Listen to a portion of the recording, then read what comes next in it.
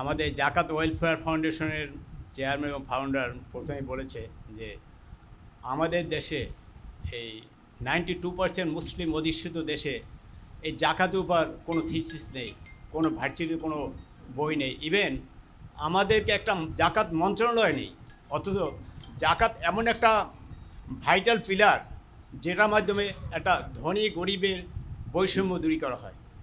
এই জাকাত আল্লাহ রাব্বুল আলামিন দিয়েছে এইটার জন্য আজকে যে ব্যক্তি গরিব 5 বছর পরে তিনি যেন জাকাত দাতা হয়ে যায়, যিনি আজকে জাকাত প্রাপ্য তিনি যেন দুদিন পর আবার জাকাত দাতা হয়ে যেতে পারেন।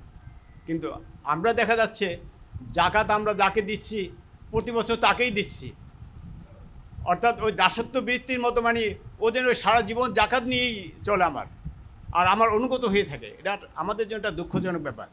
তা আমি মনে করি এটার জন্য আমাদের আরও সেমিনার সিম্পোজিয়াম করা দরকার, মানুষকে এটা সম্পর্কে একটা ডিপলি ধারণা দেওয়া দরকার যে আসলে জাকাতের উদ্দেশ্যটা কী।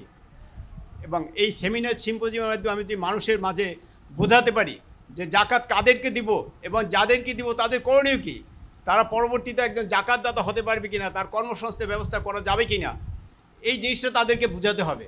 এবং এইটার নিমিত্তে যদি আমরা অধিক দায়ীর কাজ করি, সেমিনার সিম্পোজিয়াম করি, এই জাকাতের উপর মানুষকে বোঝানোর চেষ্টা করি, তাহলে হয়তোবা আল্লাহ আমাদেরকে সফল করতে পারেন।